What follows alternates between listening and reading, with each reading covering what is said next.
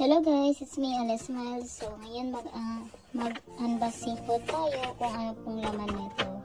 So, binigay ni Tita Rowena at Tita Juby at Sir Ronnie. So, titingnan pa natin kung ano po yung nakalagay nito. So, ayan. Galing sa Watsons. Look good, do good, feel great. Ayan. So, tingnan natin guys.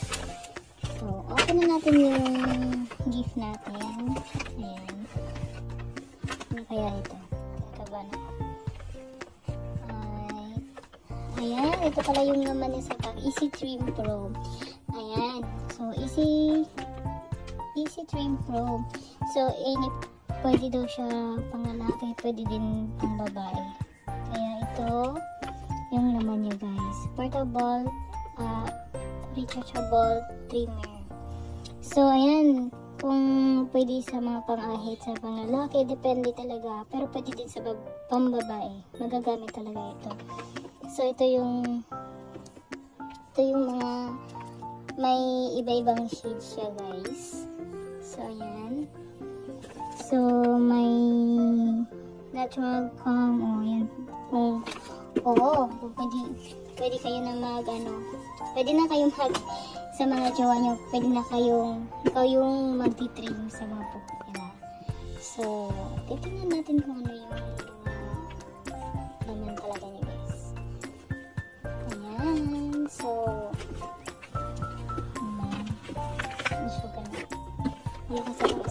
may kasama pa ako si Patitay.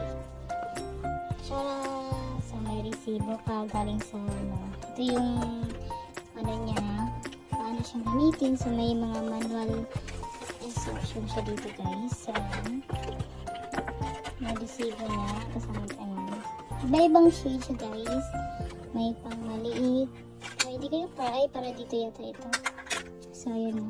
Ito yung charger niya. Ito yung pang cleaning niya sa blade. Tapos, ito yung ginagamit. Ayan talaga na ito. So, yun guys. Depende talaga kung ano yung mo talaga itsura. So, ganyan lang siya guys. At ito.